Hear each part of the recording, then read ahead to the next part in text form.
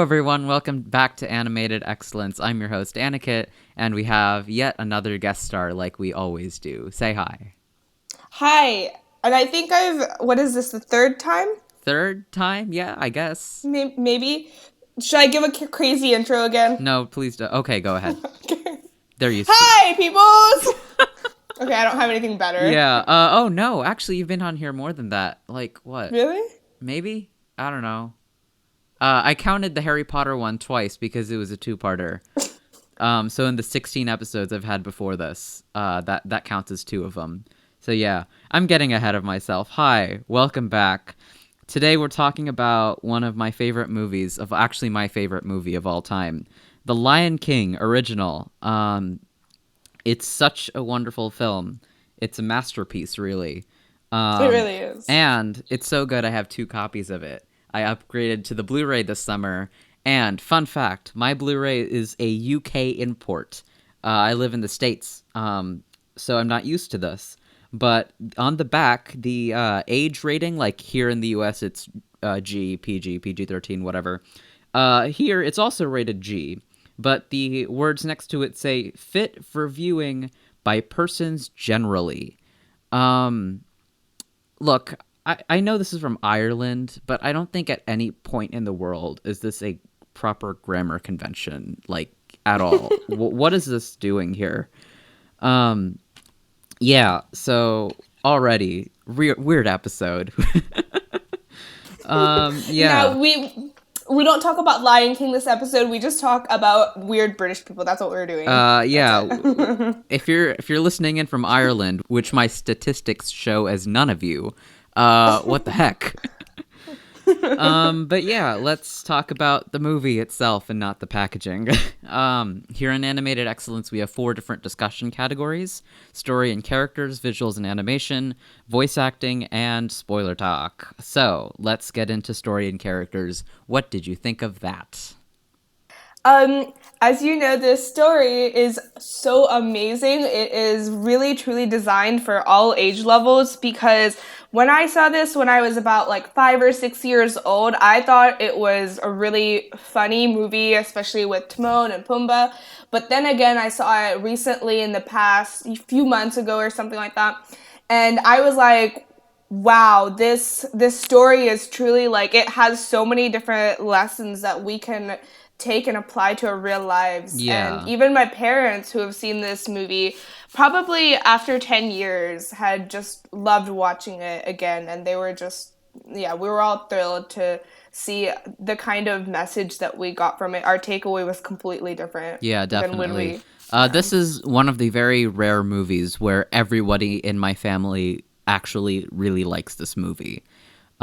It's very rare for that to happen because we all have very different tastes in what we like in movies. We very rarely watch movies together because of that. Um, but that said, we all love this movie.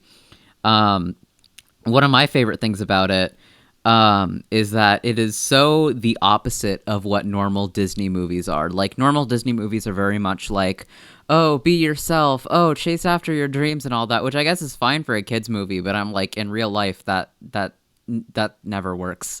Um, and then in The Lion King, it's straight up saying, no, life is hard. Take your responsibilities and deal with them. Um, I yeah. think that is important. It does give a really shocking sense of reality, but you know, that's the world that we live in. We can't just say that our responsibility is not ours. We can't put it on someone else and pretend it's all going to be okay. Yeah. So I just love this movie. There's just so much in its this section's gonna it's supposed to talk about the script. And script wise, this movie is near perfect. Like, I never call movies perfect, but like, there's no scene from this movie that I would cut or trim or do differently because it's just all the dialogue is important. Either it's funny or entertaining or it actually has thematic purpose. Even if you don't realize it in the moment, you kind of see it later. It's all so well done. It doesn't feel like it's dragging. It's just so well paced. And there's so many iconic lines. I'm shocked that I haven't seen any memes based on this movie because there's potential for it. Yeah. Um, Yeah, some also, can we talk about this movie's ability to make puns without being cringy? Cuz I've never seen that in any other movie. Yeah, I feel like this takes a lot of maybe, I don't want to say cliches, but a lot of really, it could be corny jokes, it could be lame puns, but Mhm. it makes it really good. Like Yeah. all the lines truly are A fantastic. lot of things about this movie that I would find problematic in others, like, oh, this character got annoying, or oh, this joke isn't funny. This movie does so well that I can't fault it for it. In fact, I like it for the puns. Especially in that scene before that chase at the elephant graveyard, where the hyenas are just making food puns, like, we'll have whatever's lying around. Did we have this food? Did we order this food to go? Because there it goes. Yeah, it's just so well done. I love this movie so much for that. Yeah. I also I don't know if we're gonna get to this later, but the songs and just like all the music in this movie is so I love it. It's so amazing. Hmm.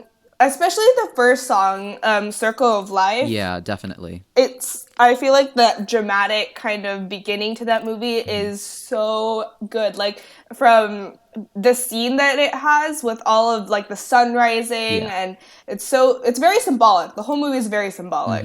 Yeah. Fun fact: award-winning composer Hans Zimmer, one of the most iconic composers of our time, has won exactly one Academy Award, and it was for this movie. Um, Wow. yeah, and you can see why. It's the music is really good. All I like all the songs; they're all very catchy. I used to have, well, I still have it, but it's not the copy I use now that I have the Blu-ray. But the special edition DVD or whatever that actually had a bonus song called "Morning Report" that Zazu sang. And I actually thought it was part of the movie. Like they animated it and added it in to this cut of the movie, I guess. But like apparently the original movie didn't have it and had just a normal dialogue scene. Um yeah, but like I couldn't I tell. feel like I've heard that song before. Yeah, I grew up with that version. I hadn't even seen the theatrical cut until like a few months ago. But either way, good movie. Yeah. Last thing I'll talk about. I don't know if you have anything else you want to mention, but just this what this movie accomplishes. It does a lot of things, but what I really admire about it is its ability to blend like these admittedly a little corny comedic moments that are very charming, and then just these very dramatic, cinematic, emotional scenes. Like, it's not a spoiler that Mufasa dies. Everybody knows this. This movie's 20, almost 20 years old. Whatever. I can't count. 50? No, I can't count. Ignore I me. feel like it No, is it's over 20 20 years. years I old. think it's It is. over 20 years old. It's over Yeah. 20 years. I can't think. What? It's not 2014. No. Okay. No, it's okay. Yeah. Wow, my brain got messed up. But no, yeah, this movie's super old. I feel like we can talk about this stuff. But like Mufasa dies in the first act. Um, Hmm. that's not a spoiler. But yeah, that scene is just so emotional. Like it's so dark and it's so like wow, it's absolutely fascinating. Like that Disney actually put this in a movie.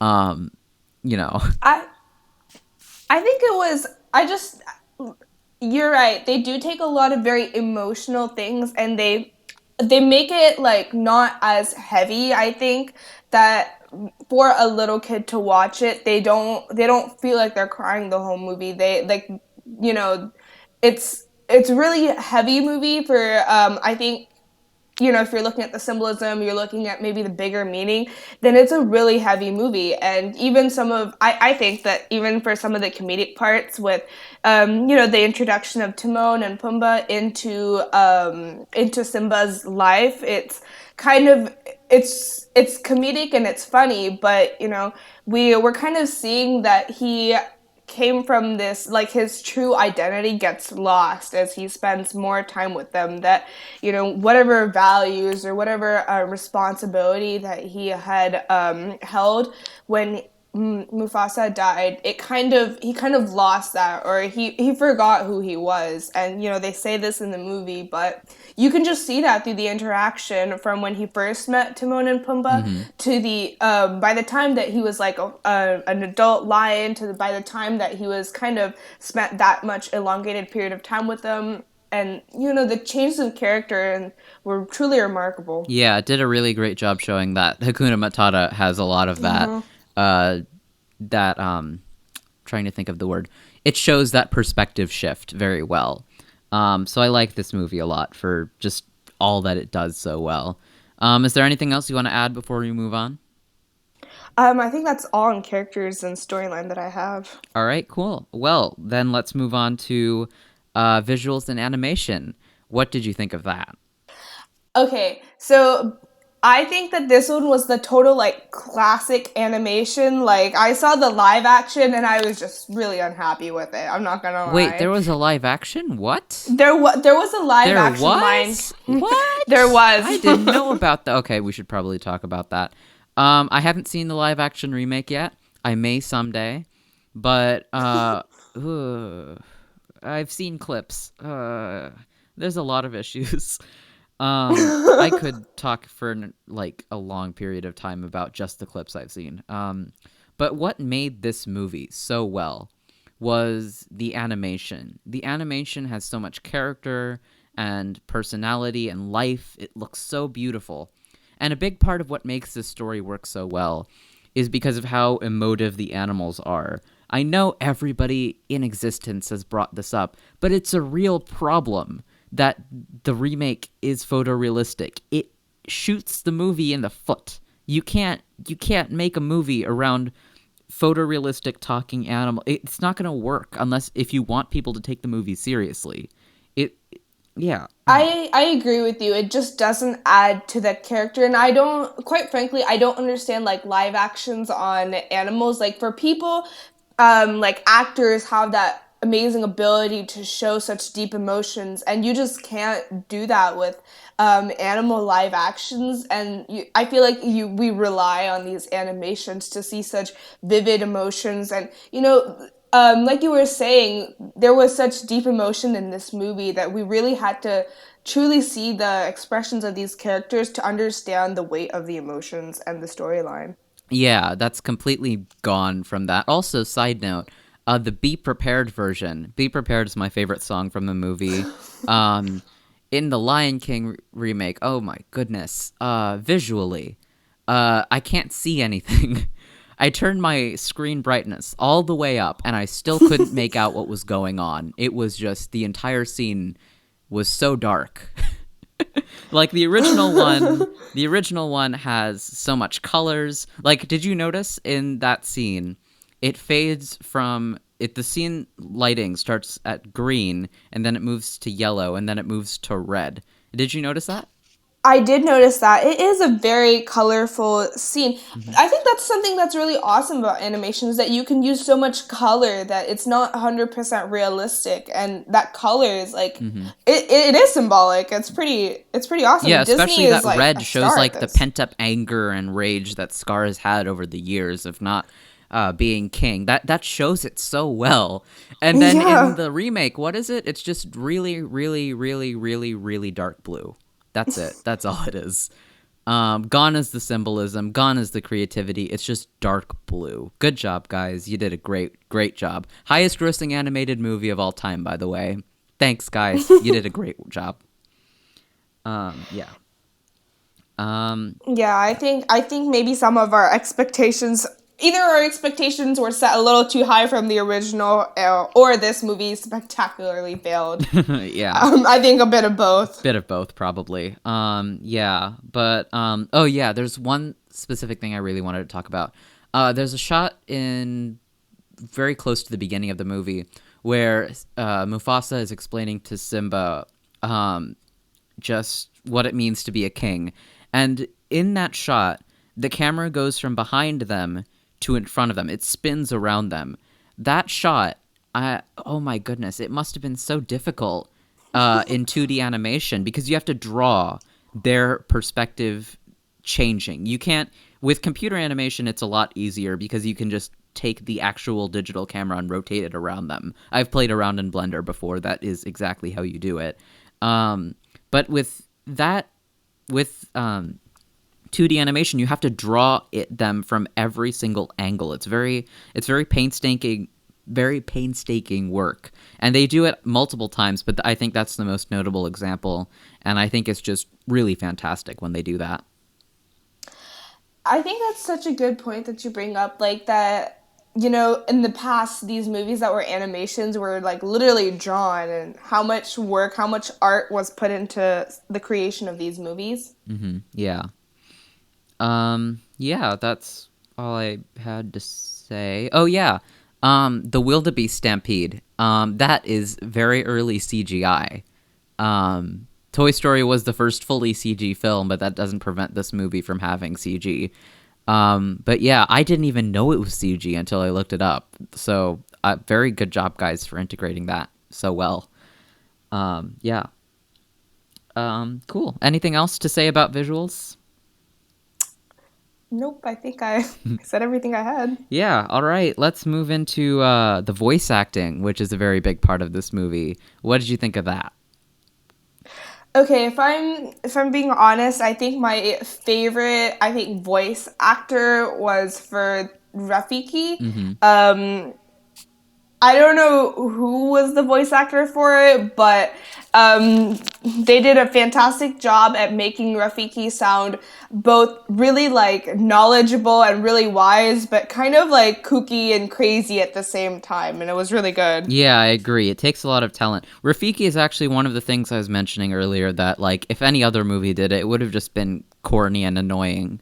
But, like, with this movie, he has that perfect blend of, like, comedy and, like, being a very wise character. And I think the voice acting really nails that. I like his character a lot.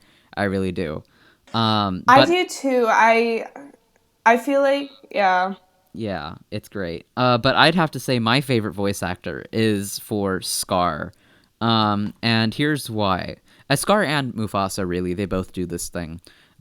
They have such really good voices for voicing lions. With, I forgot the guy's name. Who voices Mufasa? Uh, James Earl Jones, that's his name, I think. We're going with that.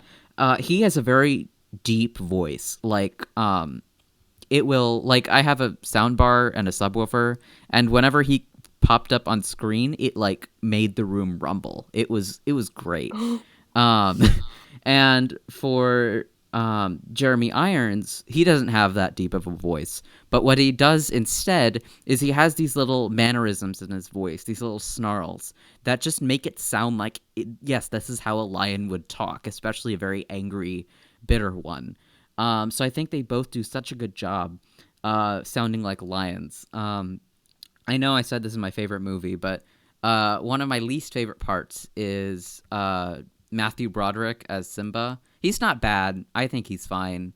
But, like, he doesn't sound much like a lion. He just sounds like a very average Disney protagonist. Yeah.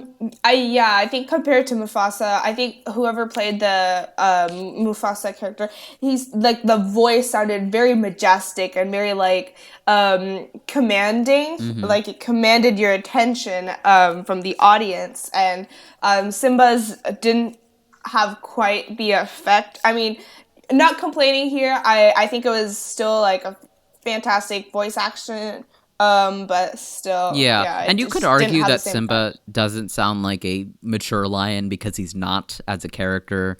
I get that, but I feel like when it comes to voice acting standouts, I'd feel like Irons and Jones did a better job, or at least a more immersive one. I also like Zazu a lot. He's voiced by Rowan Atkinson, who's really funny. Um, his voice goes really well with the parrot. Yeah, Yeah. I agree with that. Very annoying sounding. Yeah, when I heard John Oliver was doing it, and then when I actually saw it, I was kind of disappointed. I was hoping John Oliver would do a better job than that. But I mean, it makes sense from a casting perspective. Yeah. Yeah, from a casting perspective, I guess. But an I don't execution, know not his not as voice. great. Yeah. Yeah, didn't work. Oh well. Yeah. Who else voice acted on this? Um. Timon and Pumbaa had like really awesome. I don't know what it was about their voices, but the song Hakuna Matata as well as their voices, I don't know, they just had a very like light airiness. They kind of had very chill vibes, and they're rolling with life as if everything is cool. Like that was really shown in their voice. Like Yeah, it they was really have a lot of personality in their voices. And yeah. Uh. Yeah, the personality makes this movie work. Um. Yeah. That's it on voice acting. That's all I have. Do you have anything else? yeah, that's all I have. All right, great. So now we're gonna move into spoiler talk. I realize we spoiled it a little bit, but come on, that happens in the first half hour. That's not a spoiler. But anything else, anything that actually does happen at the end, will be discussed here. So if you don't want to be spoiled, click away or pause or whatever. So with that in mind, let us delve into the spoilers. Anything spoilery that you want to talk about? I don't know how much of this like, for this movie. I don't know that there's much of like a spoiler, but I think maybe the process of watching the movie is really the most important rather than the ending of it. Like I think the ending of it was really majestic, but I think we can draw more meaning from the overall just watching the whole movie or looking at it holistically. Yeah, I've heard some people complain about this movie. Oh, if why does the environment depend on who's king? Like, do you notice how the environment gets all dried up and everybody's I hungry? do. Yeah, it's a Um, very common complaint against this film, and I feel like those people kind of missed the point a little bit. It's because Scar has such a disrespect for the process of the circle of life. By bringing the hyenas in, he disrupts the food chain, the food web, and that completely destroys the environment. A lot of people that went over a lot of people's heads. You'd be surprised. I've heard how many people I've heard complain about that. I'm like, I truly thought that was the symbolism behind that was so meaningful. Like at the end of the movie, it starts to rain and everything becomes kind of green again. So mhm, I feel like we see that transition between power of someone who just didn't respect all living things to someone who truly values every a single form of life. mhm, And I hate to make this reference that not everyone would maybe understand, but in Hinduism, we give this example of there's this one specific king, and we say that in this king's ruling or in his reign, there was never any famine, there was never any droughts, or there was no natural disasters, and people were always happy. And we say this because this king had truly thought that he made sure that people were